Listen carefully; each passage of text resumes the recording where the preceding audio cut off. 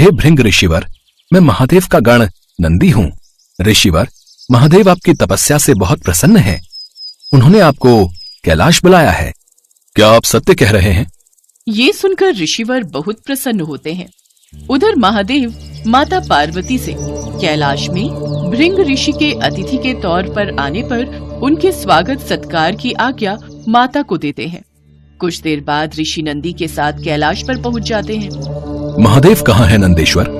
हमें उनके दर्शन की शीघ्र इच्छा हो रही है।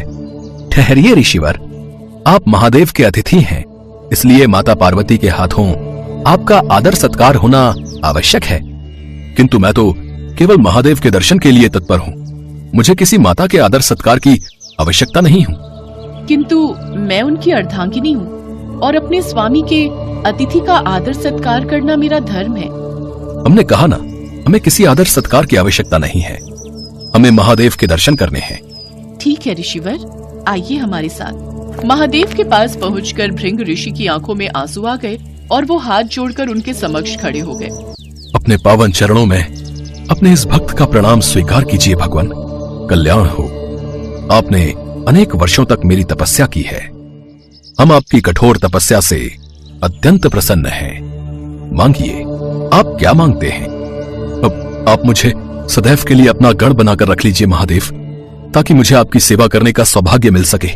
मेरे सभी भक्त मुझसे धन वैभव का आशीर्वाद मांगते हैं, किंतु मेरा गण बनने के लिए आपको मेरे संपूर्ण रूप की परिक्रमा करनी होगी। अवश्य महादेव। ठहरिए ऋषिवर, पहले देवी पार्वती को हमारे साथ बैठने दीजिए।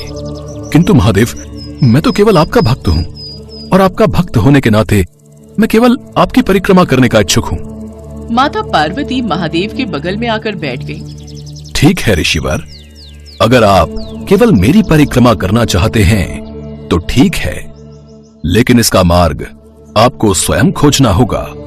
उचित है महादेव। माता पार्वती की परिक्रमा न करना पड़े इसलिए भृंग ऋषि ने एक सर्प का रूप धारण किया और माता पार्वती का अनादर करते हुए भगवान शिव की परिक्रमा करने लगते हैं। लेकिन वो इसमें विफल रहते हैं। एक तेज रोशनी उन्हें रोक देती है। वो बार बार प्रयास करते हैं लेकिन वो इसमें असमर्थ रहते हैं। आखिर ये किस प्रकार संभव है प्रभु? मैं आपकी परिक्रमा करने में असमर्थ क्यों हो रहा हूँ? क्योंकि आपने मेरे पूर्ण रूप की परिक्रमा नहीं की। नहीं महादेव, मैंने तो आपके पूर्ण रूप की परिक्रमा करने की कोशिश की, लेकिन मैं उसमें असफल रहा। आप समझे नहीं ऋषिवर। पार्वती मेरी पत्नी, मेरी अर्धांगिनी और मेरी शक्ति हैं। उनके बिना शिव कदापि पूर्ण नहीं है।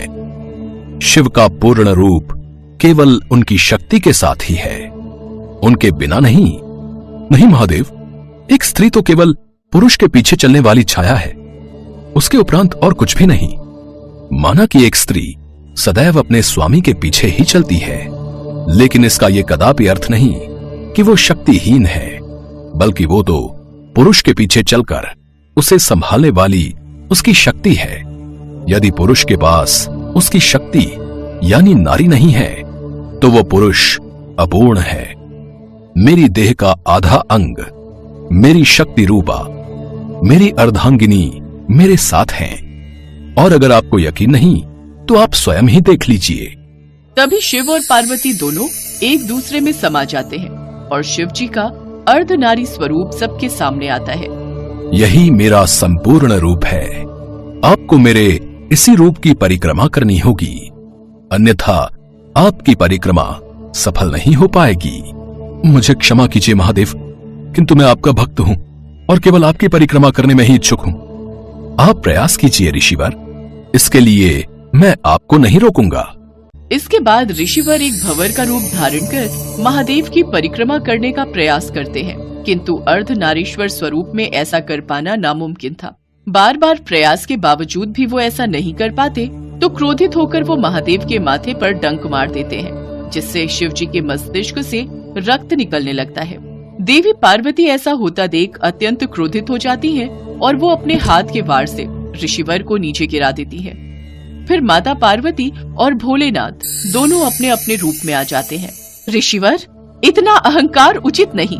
आपने पहले भी मेरा अपमान किया, समस्त नारी जाति का अपमान किया, किंतु मेरे स्वामी को चोट पहुंचाकर आपने अच्छा नहीं किया।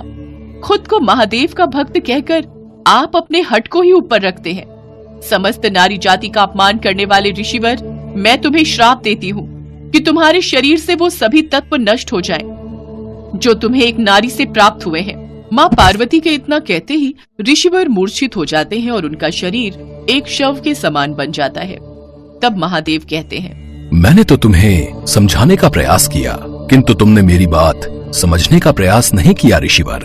आज जो तुम्हारा परिणाम हुआ, उससे समस्त संसार को ये पता चलेगा कि नारी का अपमान करने वाले के साथ क्या होता है। कुछ देर बाद जब जगत जननी माता पार्वती शांत होती हैं, तो उन्हें ऋषिवर की ऐसी हालत देख उन पर दया आ जाती है और वो महादेव से उन्हें क्षमा करने की प्रार्थना करती है।